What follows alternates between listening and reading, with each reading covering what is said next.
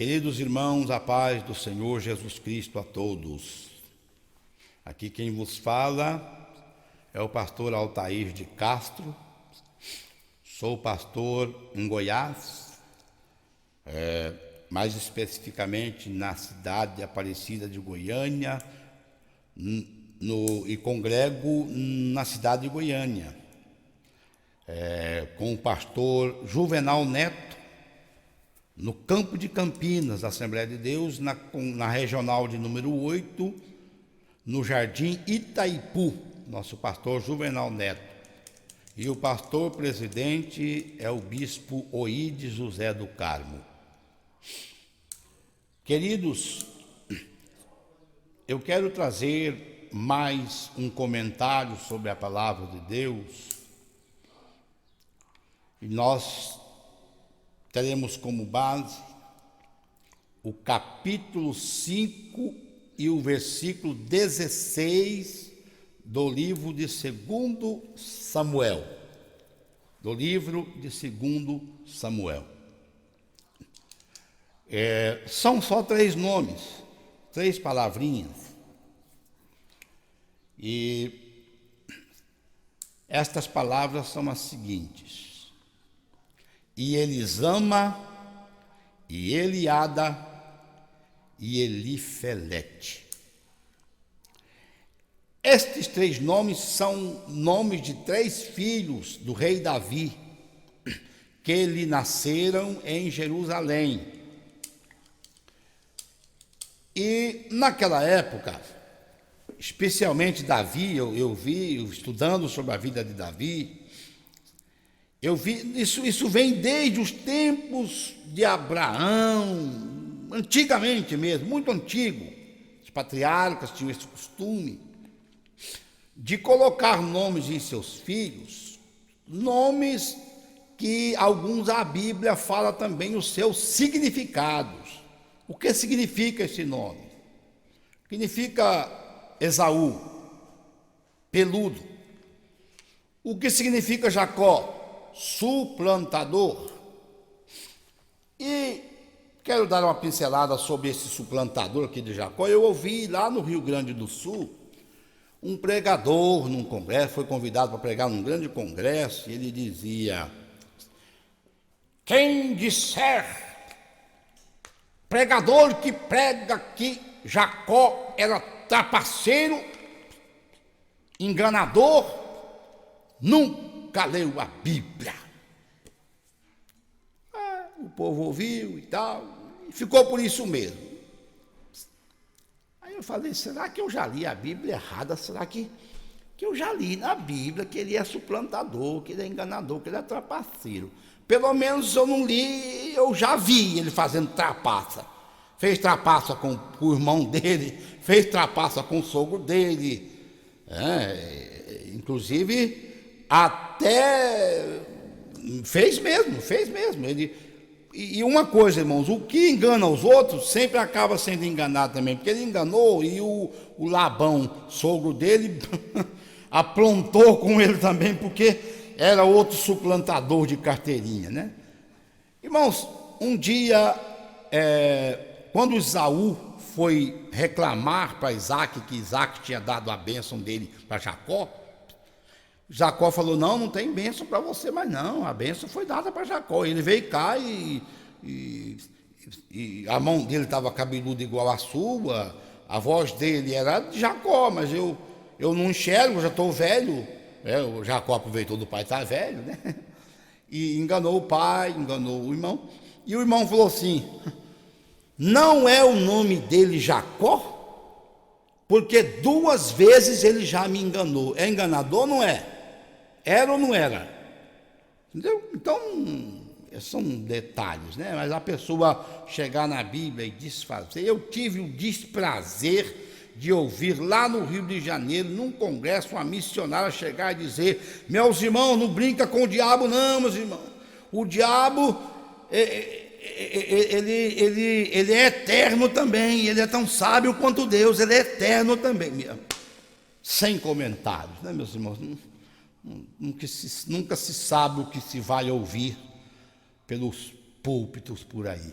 Esse aí do Jacó aí também me deixou boquiaberto. Mas Jacó, o nome dele significava realmente suplantador, que dá na mesma, trapaceiro, enganador, dá na mesma. É o que eu queria dizer. Veja bem, eles, desde aquele tempo, já colocavam o nome dos seus filhos e os nomes tinham que ter um certo significado, né? Por exemplo, Deus foi falar para Abraão: olha, Sara, tua esposa, vai ter um filho. Ela tinha 89 anos. O que ela fez? Caiu na risada lá dentro da barraca, lá dentro da tenda. Como o Senhor tudo vê, ele disse: por que Sara riu? Chama ela lá. Não sei, eu não vi ela rindo, o senhor viu? Eu vi. Chama ela lá. Sara, por que você riu? Que eu falei que você vai ter filho. Acaso alguma coisa impossível para Deus? Não, Senhor, eu não ri, não. A gente nunca quer assumir o erro como se Deus não tivesse visto, né? Não ri, não, Senhor, não me ri de jeito nenhum. Aliás, eu sou uma mulher muito séria, creio muito. Você riu. E por causa de você ter rido, você vai colocar o nome do menino de Isaac. Meu menino vai chamar risada, sorriso, riso. E se os outros começarem a rir dele, do nome dele? Tem problema, para que você foi rir? O nome dele vai ser riso, né? Tudo bem. Jacó colocou também o nome nos seus filhos, cada um com um significado. As mães iam tendo os filhos, ó, esse se chamará fulano, porque aconteceu isso, aquilo. A mãe a filha de Faraó pegou Moisés lá das águas, no bercinho, lá na cestinha na água, e falou: ele vai se chamar Moisés, porque das águas foi tirado, né? Tirado das águas, aí ficou o significado, tirado das águas. Agora aqui nesse versículo que nós lemos, nós vemos os 3 nomes dos filhos de Davi: Elisama, Eliada e Elifelete. O que significam estes 3 nomes? Primeiro, se eu errar aqui na ordem, meus irmãos, porque eu procurei no dicionário, eu não tenho um bom dicionário que me dá todas as palavras que eu quero, mas vocês vão vendo aí. Primeiro, Elisama significa meu Deus conhece. Meu Deus conhece. Você procura lá na Bíblia, no dicionário, né? Para você conferir aí. Eu quero que você confira, tá bom? Confira. Meu Deus conhece. Quando Davi colocou esse nome, com certeza, meus irmãos,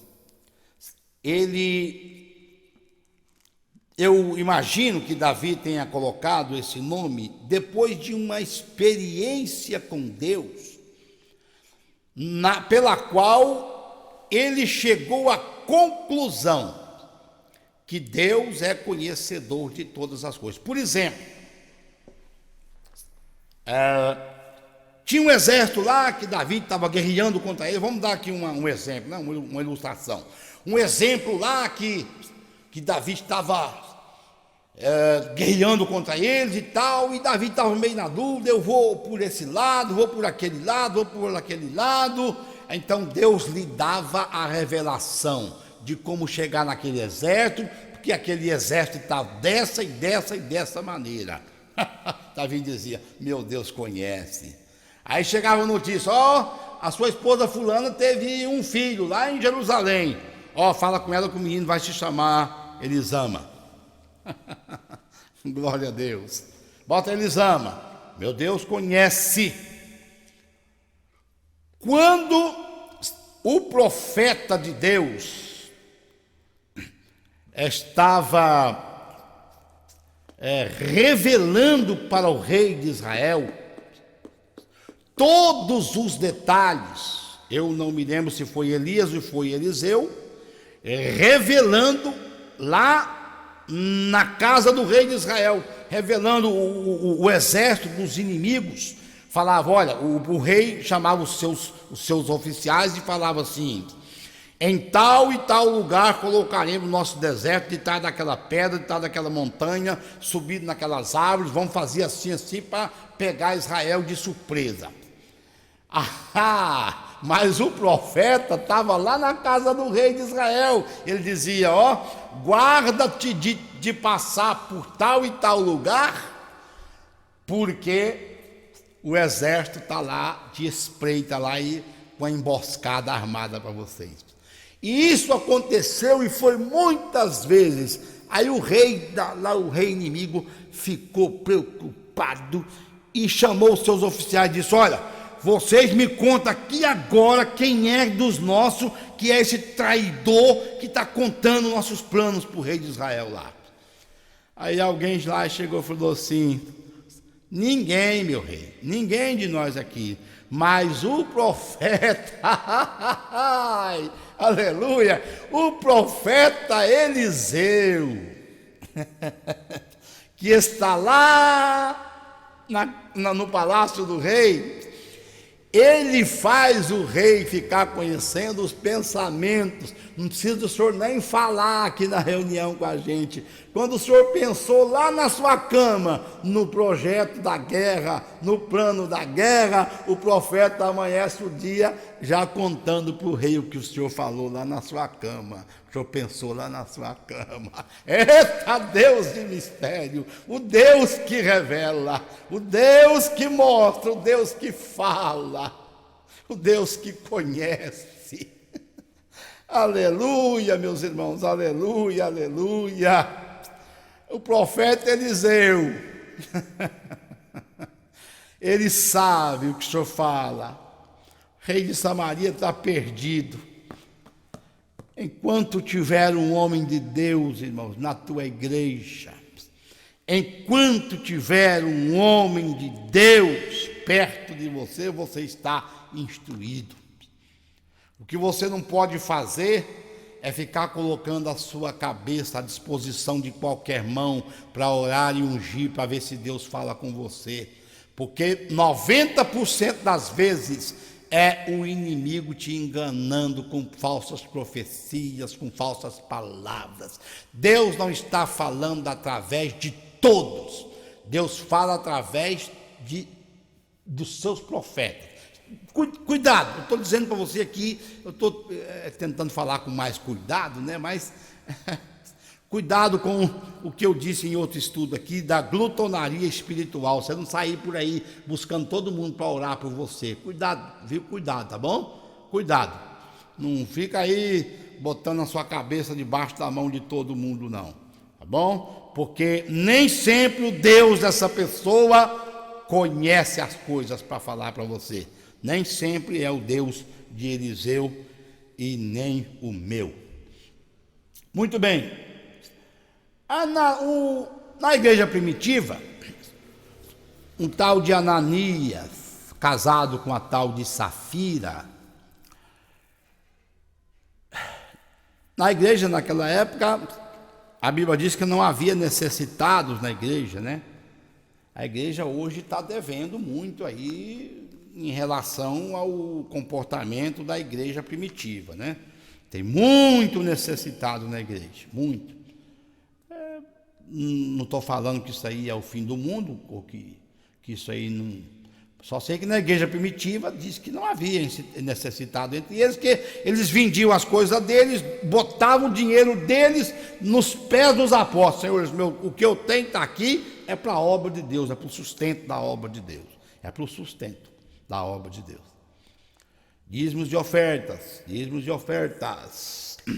para sustento da obra de Deus. Mas o Ananias e Safira venderam lá uma chácara deles por 500 mil reais. 500 mil reais. E o Ananias pensou assim, mulher, pegar esses 500 mil reais aqui daquela chácara, uma chácara boa, nós não vamos vamos dar para a igreja e não sabe se a igreja vai devolver para a gente, porque a igreja não vai devolver. O que a gente vai fazer? Vamos fazer um plano. Nós vamos falar com o apóstolo Pedro que nós vendemos por 200, entendeu?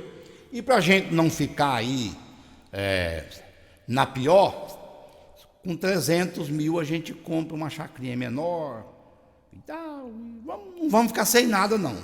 Vamos dar só 200 para a obra. Mas naquela época se pegava o dinheiro e colocava, a igreja já tinha esse costume. Pegava e dava para a igreja mesmo. A obra estava crescendo e ninguém, a Bíblia diz assim, ninguém considerava alguma coisa como sua, mas tudo era comum, era da comunidade, era da igreja. Ninguém considerava, isso aqui é meu, isso aqui é meu, isso é meu, é meu, é meu. Quando eu aceitei Jesus, eu comecei a tocar guitarra numa igreja e o pastor vinha dizendo, tá aí essa guitarra e essa caixa de som é minha. Eu comprei com meu dinheiro, não é da igreja não. É minha, é da igreja não. Um dia o ladrão entrou lá, irmão, e levou exatamente a guitarra e a caixa. Aí o pastor ficou orando 6 meses. Orando, Jesus, quando a igreja tiver alguma coisa, vai ser meu não, vai ser do Senhor. Se o Senhor devolver essa caixa para a igreja e essa guitarra, e nunca mais eu vou dizer que é minha, é do Senhor. Irmãos, e passou 6 meses. A polícia pegou um bando de ladrões de igreja lá, que ficavam roubando a igreja. O pastor foi lá, o que ele viu primeiro? Nossa guitarra e a nossa caixa de som. O pastor, o delegado falou assim, o senhor tem como identificar essa guitarra? Eu falei, não, eu não tenho não, porque eu não toco, mas o meu músico está lá na igreja, ele vai falar algum detalhe dela. Eu cheguei lá e falei, ela tinha um parafuso horrível, ela perdeu aquele parafuso lá de trás, eles botaram um parafuso de rosca tosca, feio, que vivia me machucando lá atrás. Eu cheguei lá no delegado e já falei, doutor, eu não quero nem ver a guitarra, ela tem um parafuso assim, tem lá atrás, que já me machucou muitas vezes. O delegado foi lá e falou assim, é essa mesmo, pode levar. Nunca mais se disse, essa guitarra é do pastor. Não, essa guitarra aqui é da obra de Deus. Nem que o pastor mudasse depois e levasse ela para outra igreja, mas era da obra de Deus. Tem nada você falar também que o violão é seu, irmão. Isso foi um caso que aconteceu lá, né? É seu. Eu, por exemplo, eu tenho um violão lá em casa, que não é da igreja, ele é meu, mas eu posso dizer, isso aqui, entendeu? É da obra de Deus também, não tem problema. Cuide das suas coisas, faça o que você quiser, mas desde que você não se exalte assim, não cometa esse tipo de erro aí. Muito bem. Ananias e Safira, como eu estava dizendo, disse, vamos falar com Pedro que foi só por 200 mil. Aí eu entro, falo com ele, mais tarde você fala também, viu, Safira? Tudo bem, meu bem, vamos falar isso aí, porque senão nós vamos ficar no prejuízo mesmo, porque não sabe nem se essa igreja vai dar certo, porque isso está começando agora. Vamos lá. Chegou lá, pastor Pedro, ô Ananias, pastor Pedro, eu vim trazer aqui 200 mil reais, que é da chácara que nós vendemos. Rapaz, você vendeu barato? Não. O preço que eu achei, né, apóstolo?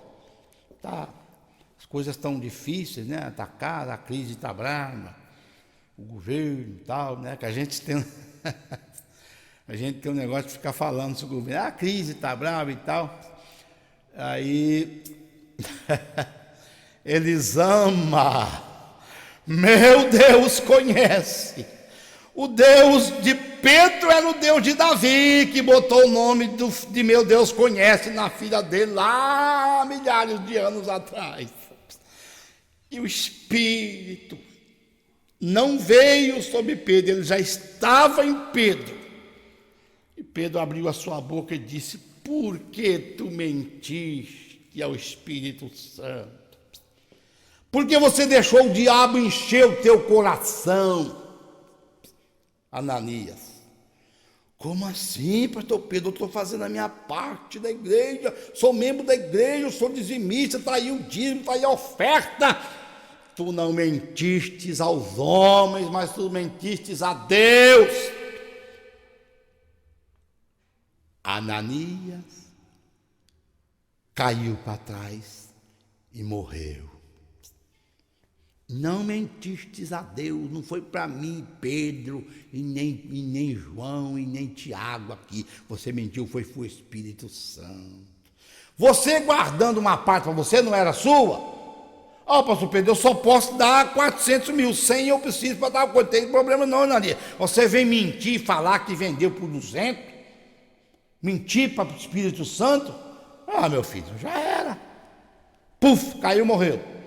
Passado um tempo, algumas horas, chegou lá a irmã Safira. E já chegou perguntando, alguém viu o Ananias? Ele esteve aqui hoje?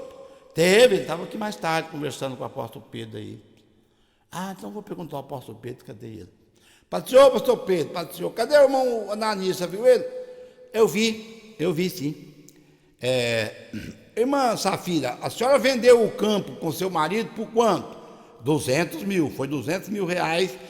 O senhor viu, sabe como é que é a crise, né? Só conseguimos 200 mil. Está vendo aqueles jovens ali na porta? Eles acabaram de sepultar o teu marido porque ele veio aqui mentir ao Espírito Santo aqui. Eu só tenho de lamentar que vão levar a senhora também. E ela caiu e expirou. Querido, minta para a tua esposa se você quiser, minta para o teu patrão, mata serviço, fala que a tua mãe morreu. Tem gente que fala, já matou a mãe 1000 vezes para faltar o serviço, não é? Compre um carro, portanto, faça uma gambiarra no motor dele que está fundindo e vende ele por um preço alto e fala com a pessoa que o carro está zero. Pode fazer isso, não tem nada não. Você está aprontando, mas quando você chegar diante do juiz, dos juízes, não adianta, querido, não minta ao Espírito Santo, porque esse aí conhece. Não minta, porque a Bíblia diz que nós daremos conta de todas as palavras. Aí eu aumento não, eu digo aqui no que eu creio, que não só palavras, pensamentos, atos, obras, atitudes, negócios, transações comerciais. Hoje está difícil, irmãos. Você sai da sua casa, a moto está na reserva, o carro na reserva, você passa lá no posto de combustível, quando você sai, o carro está falhando. Combustível adulterado.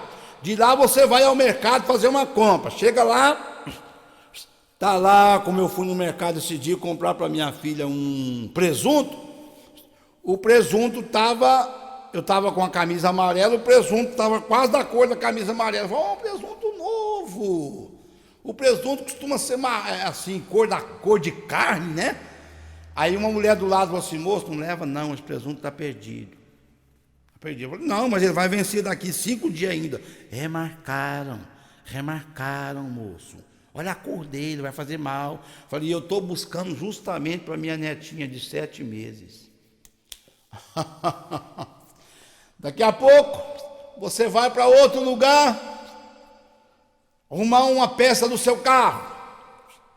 Pastor amigo meu levou um carro dele a uma concessionária autorizada, o carro dele é novo, levou a autorizada para fazer uma vistoria, deram a ele uma folha dizendo que ele teria que gastar quase 4 mil ou quase 5 mil reais, mas essa peça está com defeito, a peça está com defeito, essa com defeito. Ele falou assim, não, eu vou arrumar depois, agora não vou arrumar, eu vou arrumar sim, mas agora depois eu venho, semana que vem.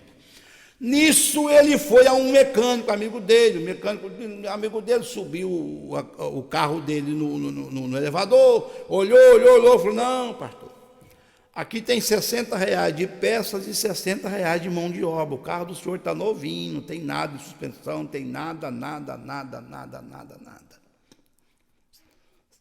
Concessionária, supermercado, padeiro,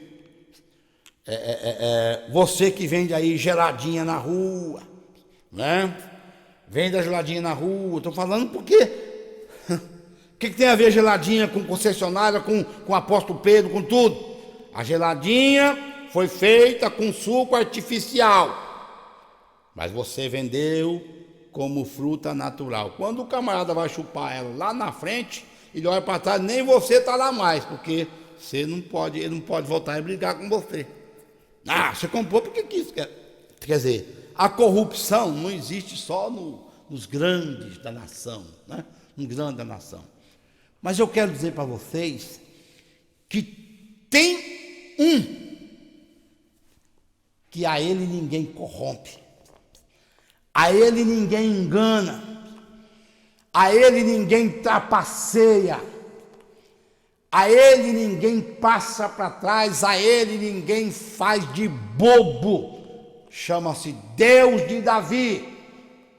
Davi, cujo filho ele colocou um nome chamado Elisama, que significa meu Deus conhece. Deus está vendo o motor do carro por dentro, Deus está vendo, viu seu funcionário lá revalidando a mercadoria no mercado, Deus viu você fazendo lá a sua geladinha lá com produto falso, Deus viu você mentindo ali, Deus viu você fazendo aquilo, comprando por tanto e vendendo por tanto, Deus viu você emprestando o seu dinheiro a juro abusivo, aproveitando porque a pessoa ia perder o negócio lá, ia à falência se não tivesse aquele dinheiro, alguém ia chegar lá e ameaçou matar, e ele teve que arrumar o dinheiro de uma hora para outra, você emprestou a 20%, Deus está vendo, a ele ninguém engana, nosso Deus conhece.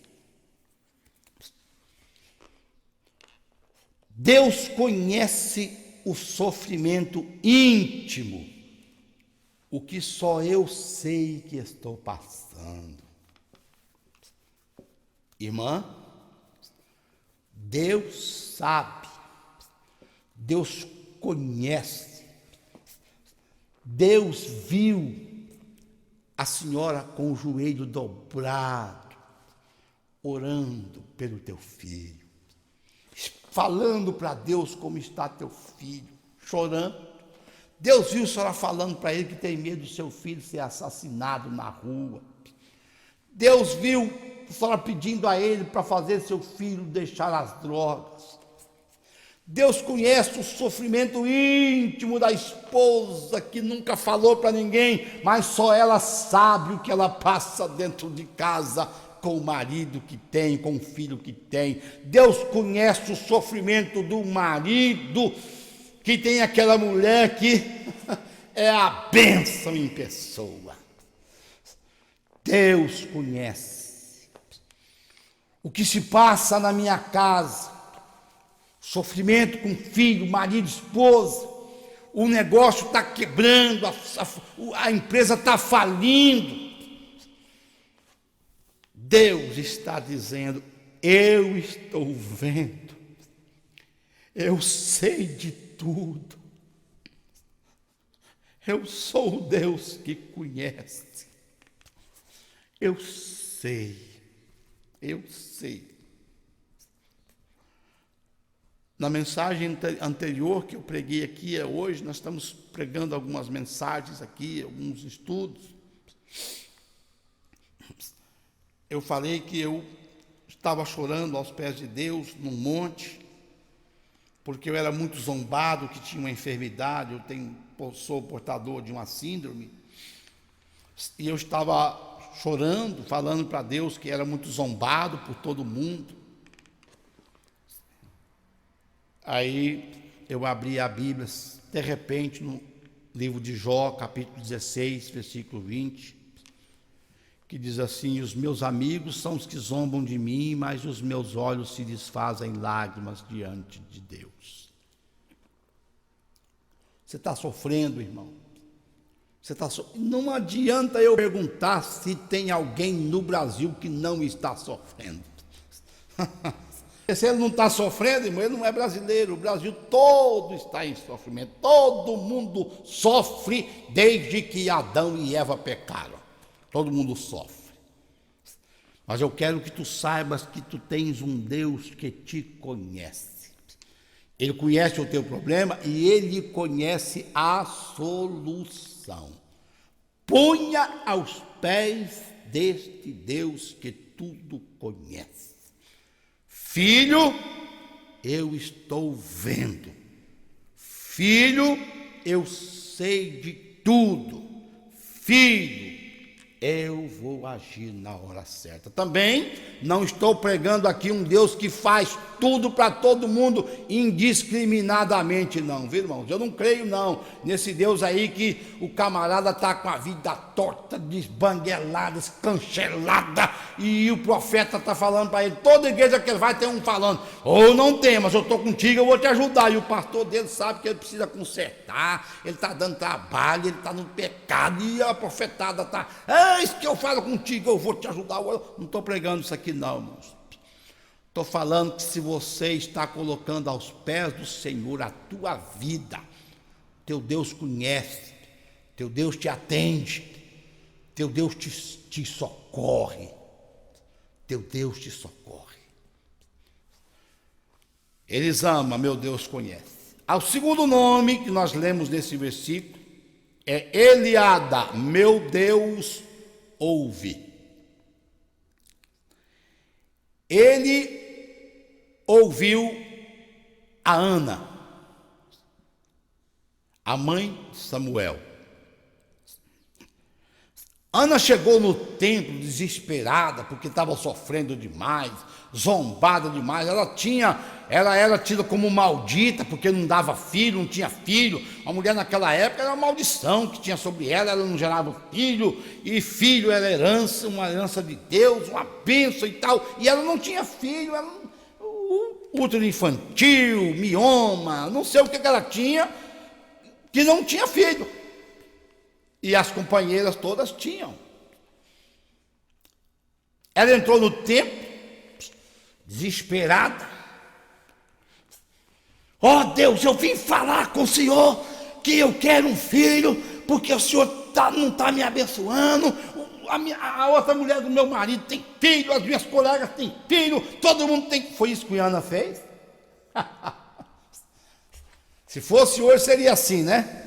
Senhor, eu não aceito essa vida, eu não aceito, porque a Bíblia diz que tudo posso naquele que me fortalece, o Senhor é o meu pastor, nada me faltará. Então, se a Bíblia diz, tem que se cumprir na minha vida.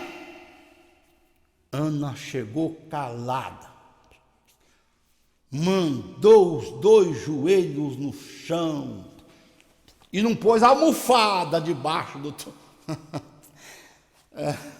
não pôs uma almofada debaixo do joelho não, viu, irmão? Antigamente os crentes ajoelhavam, iam para o monte orar e escolhiam o lugar que tinha as pedras mais pontudas, né? Isso que era sacrifício que estava fazendo. Para mim é sacrifício de tolo, já corrigi muita gente que fez isso. Mas deixa esse negócio da almofada e da pedra aguda para lá, né?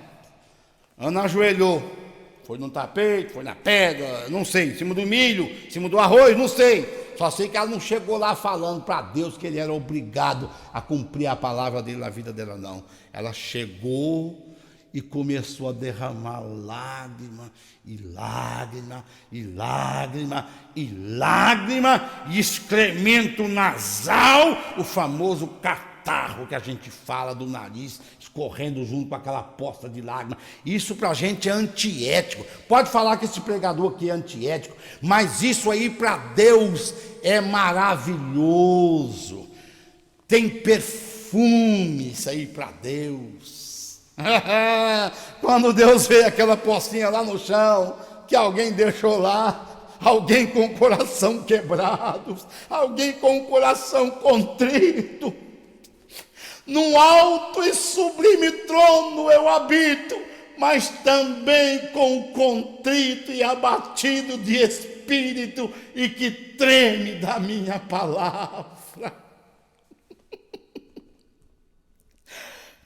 O Espírito Santo estava ali.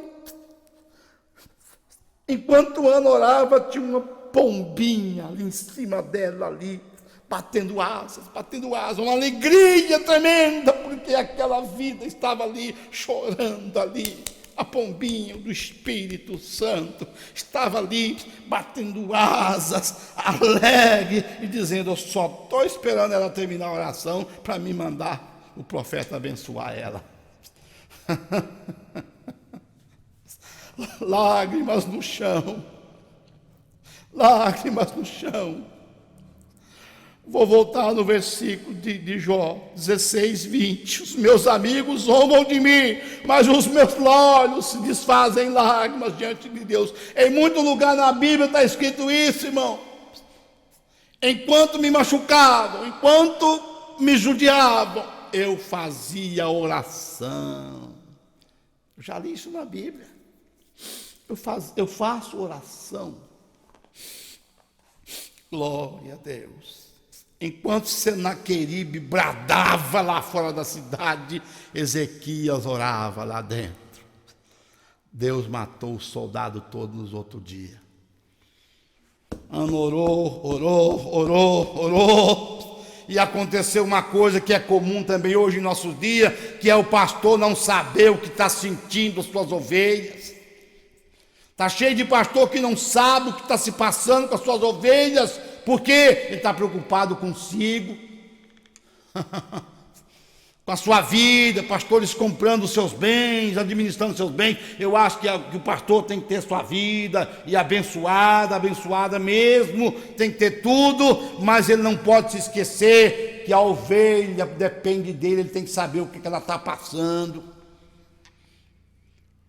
Quando ela estava lá chorando há muito tempo, o profeta chegou lá, o Eli, sacerdote, chegou lá, batendo no ombro dela: ô mulher, aparta-te desse vinho, aparta-te dessa pinga, larga essa garrafa de vinho aí, você está bêbada, você não vai sair daí não? Não, meu Senhor, eu não estou bêbada, eu não bebi vinho, não bebi cerveja, não bebi uísque, não bebi nada. Eu sou uma mulher angustiada de espírito, estou aqui buscando a face do meu Deus, porque eu sei que Ele é um Deus que ouve. O profeta calou a boca, o sacerdote calou a boca. Aí aquele pombinho que estava ali, o Espírito Santo que estava ali, pertinho, ouvindo aquela oração, botou a palavra na boca do sacerdote. Ele disse: vai em paz, e que o Senhor conceda a tua petição. Que o Senhor conceda a tua petição. Pastor, você sabe quantos membros da sua igreja estão esperando a tua visita, para dizer na casa dele: eu abençoo a sua casa, que Deus conceda a sua petição, que Deus te dê o almoço hoje, a janta, que Deus te dê o calçado, que Deus te dê a roupa, porque aquela pessoa não está tendo, pastor. Aquela pessoa não está tendo isso. Quantas pessoas estão precisando que você dirige a igreja há quantos anos? Quantas imposições de mão você coloca? Alguém precisa da sua mão na cabeça dele. Põe a mão na cabeça dos membros da tua igreja e abençoa. Quer saber, irmão? Você mandar um presbítero, um evangelista, um diácono orar por um enfermo é uma coisa. Agora vou descer do púlpito e falar: irmão, eu vou orar por você agora. Ele falou: quem está orando por mim é o pastor. Ele fala: quem está orando por mim é o pastor. Maravilha. Vai ministrar uma unção sobre os enfermos? É bom um presbítero ungir, uma diaconisa ungir, mas experimenta você, pastor da igreja, descer do púlpito e ir lá ministrar aquela unção, para você ver como aquela vida vai levantar e vai te dar um abraço. Gratidão. Meu pastor me ungiu com óleo e orou por mim. Eita, Jesus, maravilhoso. Meu Deus ouve. Não que Deus não ouve a diaconisa, o presbítero, mas a alma fica muito mais agraciada se o pastor dela, de vez em quando, pegar na mão, dar um abraço, dizer: irmão, eu te abençoo em nome de Jesus. Irmão, sabia que você está ficando mais jovem, irmão, mais bonito, porque você está cada vez mais perto de Jesus. Aleluia. Eu tenho um amigo que ele trabalha num departamento, ele trabalha com um material que igrejas compram dele. E ele disse que pegou um serviço de 2 igrejas, 2 sedes de campo. E ele entrou no carro com 2 pastores presidentes e um vice-presidente. 2 horas de viagem. O assunto daqueles 3 homens de Deus foi fazenda, boi e caminhonete. 2 horas. Não, aquela caminhonete tal, não, a Hilux é boa, rapaz, mas no estado de chão ela é muito dura, a Hilux eu não quero, não. Ela diz que a Frontier é a mais macia. Não, mas eu gosto mais da Amarok. Agora aquela Toro é uma caminhoneta boa e tal, mas ela é muito pequena e tal, e aquele boi lá, rapaz, o fulano tá com tantas vacas para vender lá, eu vou lá olhar essa semana. Aí esse irmão falou assim: se eu mexo com som de igreja, o meu assunto com os meus amigos é o quê? Som. Se reúnem 3 pastores para conversar, qual é o assunto desses pastores? Pelo menos o assunto predominante, pode ter outros, mas qual é o assunto predominante? Ovelha, igreja, construção de templo, oração, jejum, vigília, pelo menos isso era no passado. Pelo que esse irmão falou, as 2 horas de conversa foi boi, boiada, foi fazenda, boi e caminhoneta. Caminhoneta. Meu Deus, ouve. Eliada, meu Deus, ouve. Deus ouve o que tu falas. Deus ouve as tuas palavras, os teus assuntos. Aí, irmãos, quando Ana terminou a oração, o profeta disse: vai em paz e que seja concedido por Deus o que você pediu. Ela estava orando, falando o quê? Senhor, se tu me deres um filho varão, eu entregarei ele para a tua obra, para toda a vida dele. Quem foi o filho dela? Um dos maiores homens da Bíblia, o profeta Samuel. Profeta e sacerdote Samuel. Quando ela voltou lá, ela voltou com a criança, o profeta disse, ela falou: o senhor lembra de mim, o sacerdote Eli? Eu estou lembrada, só esteve orando aqui um tempo desse. Naquele dia eu estava desesperada, angustiada, o senhor pensou que eu estava bêbada, deixa isso para lá.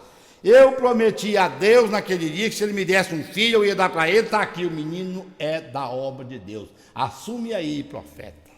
Assume aí, profeta. Outra coisa, Ana levantou e foi embora só depois que o sacerdote abençoou ela. Não saia da igreja antes do final do culto. É uma dicasinha que eu estou dando, né? Tem gente que deu 10 para as 9, ele já levanta, vai lá para a porta. Bateu 9 horas em ponto, ele já está lá na esquina, foi embora. A bênção apostólica ele não recebeu e talvez tinha até um aviso importante, ele não ouviu. Depois não vem no outro culto, perdeu a bênção. Eu não sabia que o pregador fulano ia estar aqui. Irmão, você saiu antes da hora. Irmã, não saia da sua igreja sem a bênção do seu pastor. Tá? A última coisa que se faz na igreja, irmãos, está terminado em nome de Jesus. Que a graça de nosso Senhor Jesus Cristo, o amor de Deus e a comunhão do Espírito Santo seja contigo e com todos na terra, desde agora e para sempre, amém? E você diz amém, pode ir embora correndo, não pega seu carro e vaza, vai embora, que até você vai chegar rapidinho lá.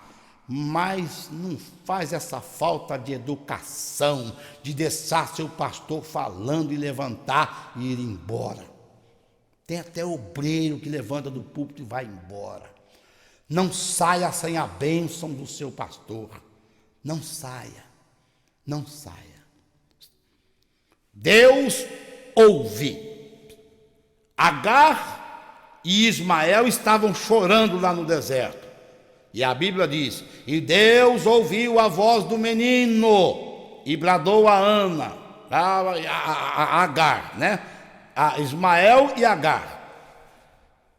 Aí ela conversou com o anjo, aí Deus ouviu, a Bíblia diz que Deus ouviu a voz de quem? Do menino Ismael. Por que a Bíblia não diz que Deus ouviu a voz dela também, que ela estava chorando? Deus ouviu o choro do menino. E a dela? Deus ouve a oração despretensiosa, meus irmãos. Há quem diga que Agar estava chorando pelo posto de esposa que ela perdeu. Deixou de ser esposa. Ela perdeu o posto de esposa porque a mulher de Abraão mandou ela embora. Ismael estava chorando pela vida. Ele não entendia esse negócio ainda da mulher dele ser a segunda mulher. Não, então ele era novo, jovem. Ele estava chorando pela vida. Por isso que a Bíblia diz: Deus ouviu a ele. Cuidado, irmão.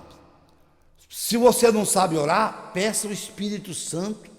Espírito Santo, me ensina a orar de acordo com a vontade de Deus. Há pessoas que fazem cada oração absurda. Há alguém que disse assim uma vez: Senhor, eu te dou graças porque nem todas as orações que eu fiz na vida o Senhor atendeu, porque se o Senhor tivesse atendido, eu estava frito. Eu mesmo posso dizer isso, eu já fiz cada oração que só a graça de Deus. Deus atendesse, hoje eu estava na pior. Não é? A gente não sabe o que pede. Mas a Bíblia diz também que o Espírito Santo intercede por nós com gemidos inexprimíveis. Mas isso também não tira a importância de a gente saber fazer uma oração sábia diante de Deus. A oração de Ana foi sábia, não é? A oração de Davi foi sábia no Salmo 51, tanto que Deus o perdoou. Depois chamou ele de o homem segundo o coração dele, não é? A oração de Ezequias foi salva, que Deus destruiu o exército lá pela oração dele. A oração de Elias foi sábia, que ele exaltou a Deus, Deus mandou fogo lá e destruiu lá os profetas de Baal, depois Elias fez lá. A oração de tanta gente foi oração sábia. A Bíblia diz que o Espírito intercede por nós, mas faça oração sábia, irmão. Entendeu? Faz oração sábia. Vou repetir. Nada desse negócio de ficar pedindo a Deus para pesar a mão sobre ninguém. Cuidado, cuidado. Pesa a mão, Jesus. Eita! Eu conheci um pastor lá em Brasília, um homem de Deus, que ele disse que uma vez um macumbeiro, ele é do Rio de Janeiro, um macumbeiro no Rio de Janeiro ameaçou ele de morte. Vou acabar contigo, pastorzinho, tu tá ferrado comigo, eu vou destruir você em poucas horas. Ele falou assim: aquele que está em mim é maior do que está em ti, pode vir preparado porque eu não ando sozinho. E não aconteceu patavinas nenhuma com ele continuou pregando a palavra e servindo a Deus sem ter uma febre, uma dor de dente. Mas um dia ele, conversando com uma irmã lá da igreja que ele pastoreava, sem querer ele ofendeu, ele perdeu a paciência com a irmã lá e ofendeu a irmã, disse uma palavra lá violenta contra a irmã. A irmã olhou para ele e falou: pastor, enquanto eu tiver joelho, o senhor está encrencado. E ele disse que Deus foi risada, meus irmãos. Estou contando para vocês que esse pastor testemunhou isso num grupo de oração com 120 mulheres orando lá em Brasília. Eu estava junto. Ele disse riu, né? Não deu nem atenção. Agora, adoeceu naqueles dias. Adoeceu e foi pro leito. e já estava quase morrendo, mas clamando a Deus, Senhor, o que está vendo comigo? Sou teu servo, teu servo.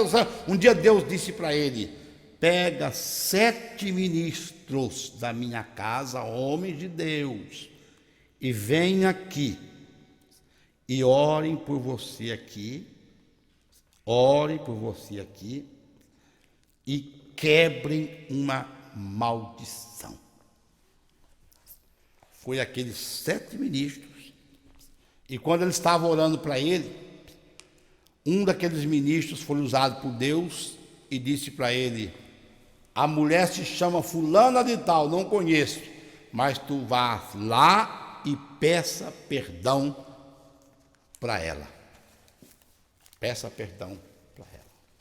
Irmãos, a oração contrária é feitiçaria, meus irmãos. Eu tenho muito medo de oração contrária de crente, porque o macumbeiro, ele faz sacrifício e ele queima galinha preta, pinga, vela, e se mata lá e se corta com gilete para o diabo fazer uma coisa. O crente não, o crente ora contra o seu próximo.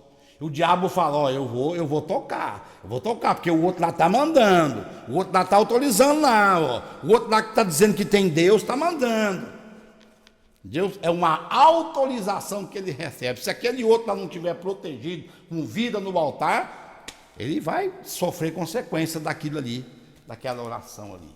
E isso aí é o que eu tenho crido, se alguém quiser, né? Elifelete é o terceiro nome, nós vamos falar pouquinho, porque eu tenho dificuldade em falar pouco mesmo. Então, Elifelete significa meu Deus salva, que é o terceiro nome que nós lemos na Bíblia. 2 Samuel 5,16. Elifelete, meu Deus salva. Deus salvou Sansão de 1000 inimigos, ele matou todos. Deus salvou Paulo e Silas da cadeia. Deus salvou Pedro da cadeia. Deus salvou Cornélio, deu-lhe a salvação, porque ele buscou a Deus e Deus mandou Pedro lá e ele foi salvo. Deus salvou o carcereiro. Deus salvou Sadraque, Mesaque e Abednego.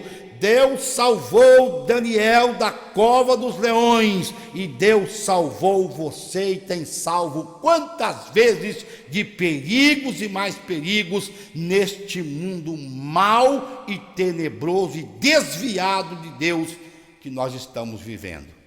Você está vivo? Você está forte? Você tem saúde, pelo menos um pouco de saúde? Você tem seu emprego? Deus tem te salvado.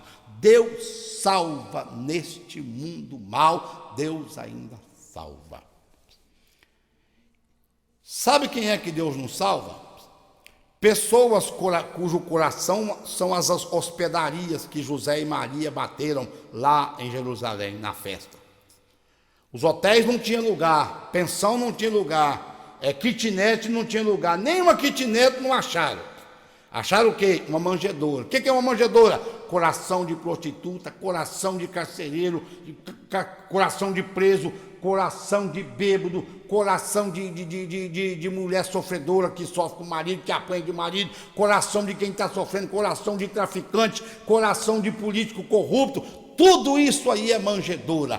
Deus salva, Deus salva. Depende que ao invés de ficar amaldiçoando eles, a gente pedir a salvação para eles. Que a igreja tem que pedir, entendeu? Salva, Deus salva.